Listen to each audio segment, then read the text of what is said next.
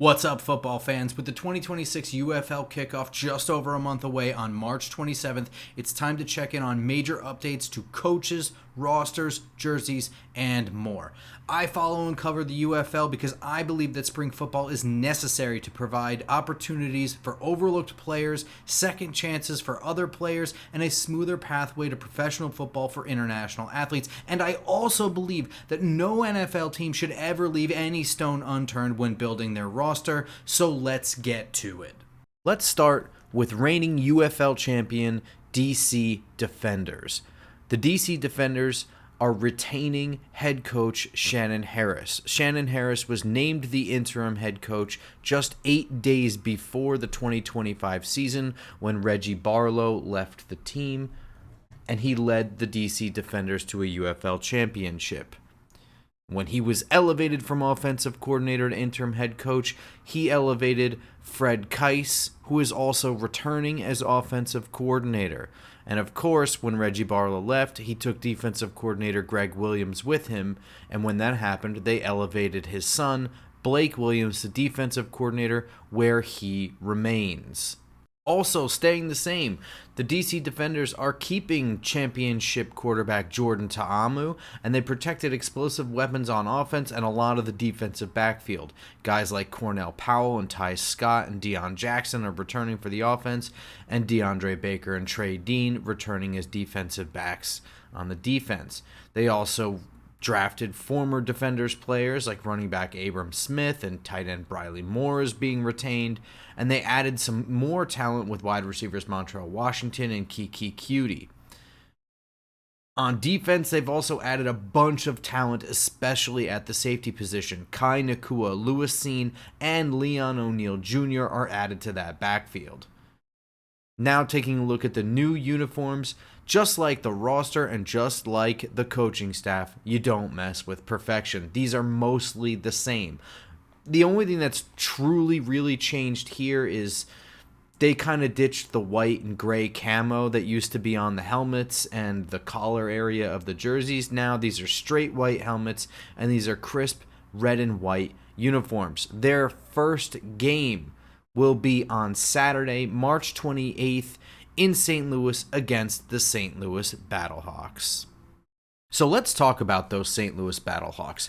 In a somewhat shocking move, the Battlehawks waved goodbye to successful head coach Anthony Becht, and then began what is definitely a trend around the UFL of hiring coaches with direct ties to their markets.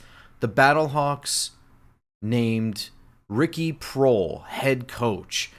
Ricky Proehl is a former Super Bowl wide receiver for the St. Louis Rams and The Greatest Show on Turf, and a former wide receiver coach. He hired offensive coordinator A.J. Smith. A.J. Smith was formerly with the San Antonio Brahmas, where he was coveted as a creative and innovative air raid offensive coordinator. And they hired defensive coordinator Corey Chamblin, a former defensive back, CFL head coach and defensive coordinator, and most recently the Birmingham Stallions defensive coordinator and defensive backs coach.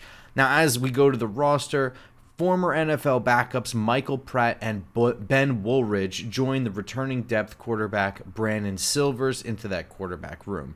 They retained wide receiver Hakeem Butler, and he joins reservist Frank Darby and Ja'Cour Pearson, as well as defensive ends Pitatua Mapanu and Travis Feeney. Definitely said that name right. Definitely.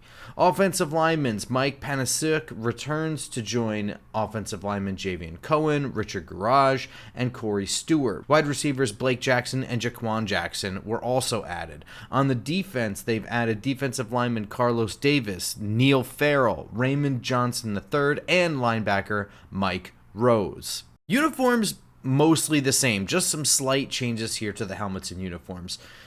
The helmet, the most egregious change by far. Definitely a darker silver helmet. The logo was redesigned to look a little bit sharper, and it's altered. The wing design looks very modern. It's different, and I don't know. I don't really like it. Uniforms white away jerseys were switched to silver away jerseys, and the blue home jerseys are mostly the same. Numbering is still the same.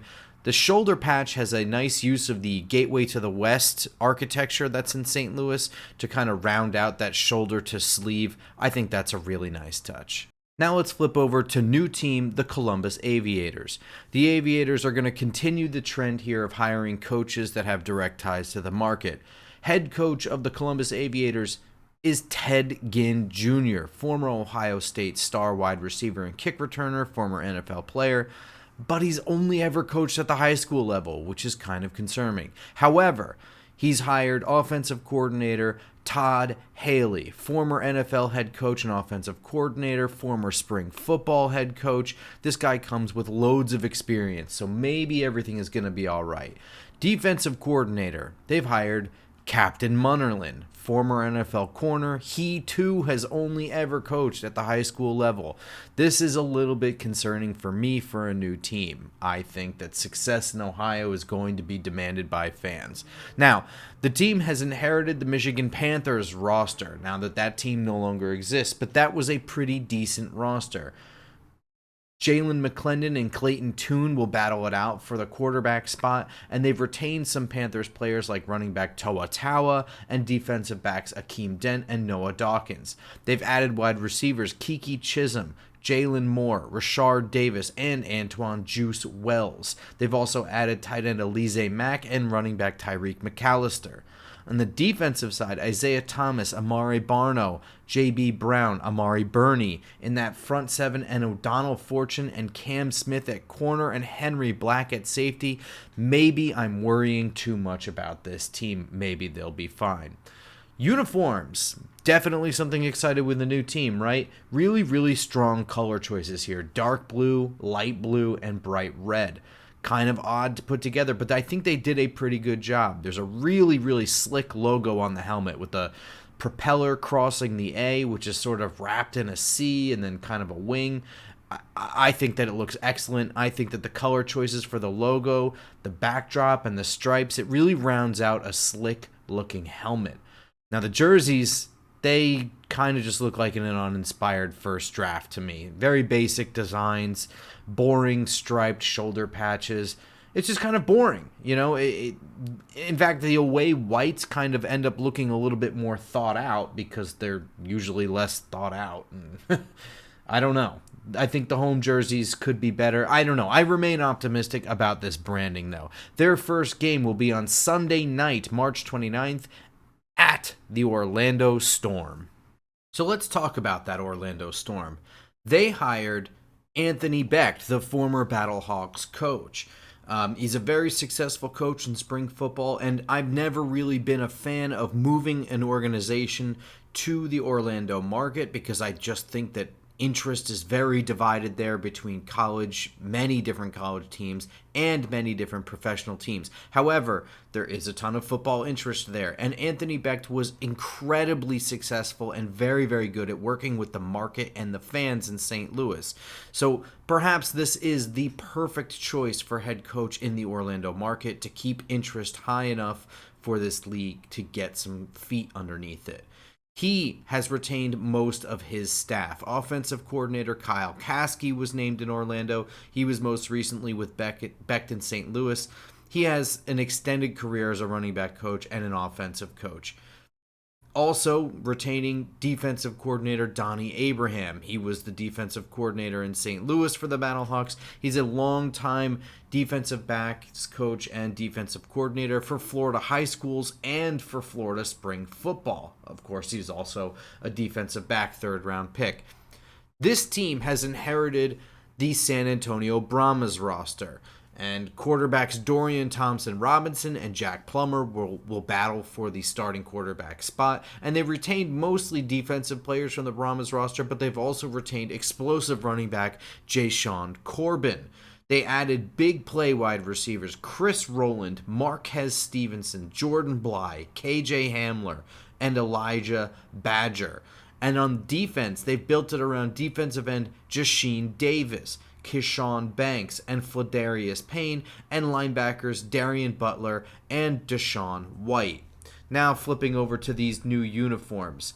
This was one of my most disappointing uniforms, I think, of the unveiling. Now, a pretty decent, if not generic logo, but spiced up with some really cool color combination with the black and white with the blue, the purple and orange. The logo on the helmet looks cool, right? You've got the purple and orange shining on a black helmet. I have no problems with the helmet. And I guess the white uniforms are pretty cool with the shiny purple numbers outlined with the bright orange. Maybe I just wanted a little bit more orange around the outside of the numbers. Definitely some stripes along the pants would go a long way. The sleeves, you've got that sort of, I don't know, inspired by the Hurricane Doppler kind of logo. It's really just the all black uniforms for the home jerseys that are really killing me. I mean, first of all, Orlando in May in a black uniform seems diabolical, but also I just think that this branding was calling for a shout out to the colors. And while I like the bright orange numbers on the black uniform, maybe I would have preferred a purple uniform with maybe black pants and orange socks or something like that, but just something to highlight more of the purple there instead of just the plain black and white, I think would have done a lot more for this team. Now let's flip over to UFL and USFL royalty, the Birmingham Stallions. They have named A.J. McCarron as head coach. A.J. McCarron, of course, former NFL and UFL quarterback, but more importantly, Alabama native and former Alabama University quarterback. He's brought in offensive coordinator Tyler Siskey, who's a former football admin at Alabama and Ole Miss, so really interesting choice there, and defensive coordinator Kevin Shurer, also an Alabama native, but this guy comes with some experience in NFL linebacker coach and college defensive coordinator, both at South Alabama and Georgia State. Very concerning coaching staff here. You know, I don't really know what to think of the Tyler Siskey hire. And A.J. McCarron is a completely unproven head coach, but I remain optimistic about A.J. McCarron. I think he understands what this league is supposed to be and what you can get out of it. And this roster, while I may be a little concerned about the coaching staff, I am not concerned about this roster. Quarterbacks Matt Corral and Taylor Elgersma will battle it out for the starting quarterback position, and honestly, I could see it going either way. They've retained a very strong roster with Deion Kane and Marlon Williams, Jordan Thomas's playmaking ability on offense, and defensive strength with guys like Tay Crowder and Mario Goodrich and Marvin Wilson. And then they just added a ton of offensive firepower. Running back Anthony McFarland and wide receivers Dawood Davis, Jaden Mickens, Marcus Sims, Samson Nakua, Laviska Shenault, John Ross, and Justin Ross round out that offensive side of the ball. And JoJo Tillery is going to return on defense with other adds like Olakune Fatukasi and Kavaya Tizino. Jerseys had a very polarizing change, and I love it. The helmet was upgraded with an enlarged logo on the glossy garnet with a gold stripe. This is a total W. The enlarged logo looks perfect. The glossy garnet sort of colored helmet, I think, is the right choice over a gold helmet. And then they've switched these home jerseys around. So now the home jerseys are light gold with shiny red numbers and a red pant stripe with some sort of blue lining that I think looks pretty cool. The shoulder patch, it's a simple but kind of lame red swoop. And then the away jersey is just white version of the exact same thing, shiny red numbers. They've essentially flipped from the pale gold helmet and red jerseys to a red helmet with pale gold jerseys, and I think it looks absolutely sick. I think it looks different. I know people hate it, but I don't at all. I think that this is a very, very cool change. They will kick off their first game Friday night, March 27th at the Louisville Kings. So let's hop over to those Louisville Kings. The Kings named head coach Chris Redman, obviously former quarterback for the Louisville Cardinals in college, and then also played briefly with the Baltimore Ravens and the Atlanta Falcons. He has basically no coaching experience. Again, sticking with the theme of getting guys with value to the market over possible coaching experience is certainly a choice. He hired offensive coordinator Steve Logan. He's a 73-year-old man who was long-time college offensive coach, so coming with a wealth of experience and knowledge there. And on defense, defensive coordinator Jamie Sharper was hired, former NFL linebacker, and of course Georgetown, and recently the DC Defenders defensive line and linebackers coach.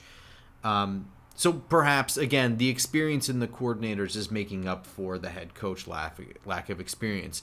Unfortunately, working against Chris Redmond, the Louisville Kings inherited the Memphis Showboats roster, which was probably the worst UFL roster overall. Quarterback Jason Bean was brought in to compete with Chandler Rogers for that starting role, and wide receivers Javonta Payton will join Isaiah Winstead and Lynn Bowden, tight ends Irv Smith and Jalen Weidermeyer, and running backs Kalen Ballage and Kenny Snell. They protected standout center Alec Lindstrom and cornerback Cameron Dantzler, who will join defensive lineman Travis Bell and Christopher Hinton, and also be joining Louisville defensive outside linebacker Lorenzo Molden in front of linebacker Monty Rice. Now, these uniforms were a major hit with fans, very highly regarded.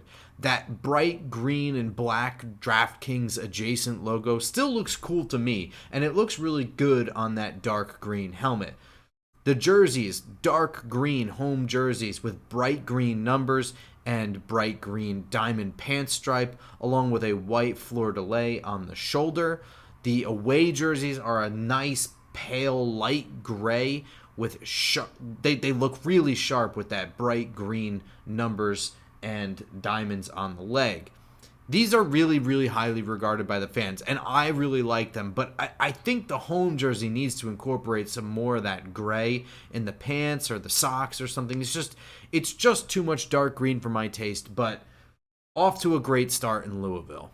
Now let's flip over to the new look Houston Gamblers team. The Houston Gamblers have named head coach Kevin Sumlin, former college head coach, most notably at Texas A&M, but also a former USFL head coach of the Gamblers in 2022. He named offensive coordinator Eric Price, also a former Gamblers OC, quarterback coach, and passing game coordinator.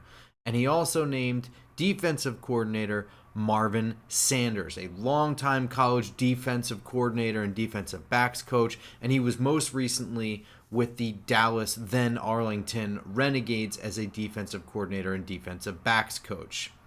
This team has obtained former University of Houston quarterback Donovan Smith, which I'm sure is a slam dunk for the local market. Wide receivers John Trey Kirkland retained, as well as wide receivers Lawrence Keys and Justin Hall. And on defense, linebackers Anthony Hines, Rashard Lawrence join other reservists Marvin Moody, safety Markel Roby, and corner Damon Arnett. They've also added running backs Nate McCrary and Marcus Yarns, along with wide receivers Braylon Sanders and Kyle Oxley. On defense, defensive ends Shaka Toney, Malik Fisher, and Lonnie Phelps join the team. Now these might be the best uniforms in the league. Big updated Gamblers logo stands out very well on that black helmet with thick red stripe and gold lining. The black home and white away jerseys with yellow and red outlined black numbers looks really slick. Card suits on the pant stripe is absolutely dynamite. And then most importantly, this H poker chip with spades as the negative space and the H on the sleeve. It's honestly a better logo. They should just slap that on the side of the helmet. I think that logo is outstanding. These jerseys are great. They're just absolutely stunning. But maybe the home jersey should have been red with black pants. I just keep getting stuck on this all black in Texas in May. Same argument I had for Orlando, but this is definitely a way to sharpen up a team. They will kick off their season on Saturday, March 28th against the new look Dallas Renegades. These Dallas Renegades are indeed a new look team. Head coach Rick Neuheisel was named to the team. Rick Neuheisel, of course, a former college head coach, most recently with UCLA, but way back in 2011. So interesting choice there, but a wealth of experience with Mr. Neuheisel. He has hired offensive coordinator Noel Mazzone, who is also a longtime college offensive coordinator and quarterbacks coach, most recently in the USFL or UFL as an offensive coordinator. And on defense, they've hired defensive coordinator Mike Gilhammer, former NFL, college, and 2020 XFL defensive coach. So a ton of experience here, I guess, and hiring coordinators with some experience in the spring game, I think, will help Rick Neuheisel out. This roster gets to retain big-time spring quarterback Luis Perez. He's returning along with Austin Reed to battle it out. On defense, Sayaki Ika and Taco Charlton are returning on the defensive line, along with Donald Payne at linebacker. They are joined on offense by running back Day Hunter. He is returning, along with wide receivers Tyler Vaughns, Deontay Burnett, adding in Miles Boykin and Marcus Sims, as well as tight end Peyton Hendershot. On defense, they've added defensive back DJ James, who is joined by Quintario Cole and Sean Wade. Uniforms. We are not in Arlington anymore, Dorothy, so we've got to update that old AR logo to what is now the updated logo of the Renegade. He sits nicely on an all-black helmet with light blue and red stripe down the middle. The uniforms are mostly similar to what they were the year before. Bright blue home jerseys with black and red minimalist style numbers and shoulder stripes. Similar looking white away jerseys as well. Very close color scheme to Columbus, where I think this actually looks better, even though they've had this color scheme since the XFL in 2020. I kind of feel like if you're going to keep these colors, you should integrate some more black into the jerseys. The all blue looks weird. I don't know. I still hate these jerseys. I still hate all of this. I hate these numbers, the style, the red center stripe. I hate all of it. Definitely a nice upgrade to have the Renegade on the helmet. And they've stripped down some of the extra nonsense on the jerseys, but it still looks like it's in need of a full redesign to me. They've also made updates to the rules, most notably 4 points for any field goal kicked from 60 or more yards, disallowing punting from plus territory. They've eliminated the tush-push play. They've reduced catch requirements to only need 1 foot down in bounds, and they've reinstituted the option for a 33-yard kick extra point play. The schedule this year, kickoff is March 27th, ending in mid-June. Mike Repole has already said more than once that he would like to kick that kickoff closer to the end of the NFL season, so we're not ending in mid-June. I think that for this year, this was probably the smart move, as they just unleashed the jerseys for new teams about a month before kickoff. And so there was a lot to get done in a short amount of time.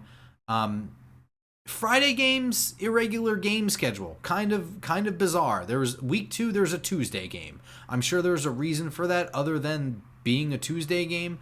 But whatever that reason is, they should have found a way around that. I'm not even fully sold on night games for this league, Friday night games or, Sunday night games. They really should be. I don't know. I guess it's a good thing that they're spreading things out so that they can look at the returns on all these things and come up with a much more structured schedule going forward. In terms of the fan experience and fan outreach, there's been significant efforts concentrated. Each team has released a calendar of event nights for each home game, like Kids Night and some giveaway nights for bobbleheads and t-shirts. Since it's every home game for every team, essentially no matter what game a fan attends, there's an event. There has been plenty of activity in local markets with fan rallies, billboards, segments on the local news, food establishment hosted tailgates, and there's been stories of strong turnout early on. So I'll be back with another video just before kickoff and more all throughout the season. I'll be watching closely this year to see how the product has grown, how it's presented, and how it's been received. So, of course, be sure to follow me on Twitter at football_grump and subscribe to this YouTube channel where I'll be covering the 2026 UFL season. See you guys soon.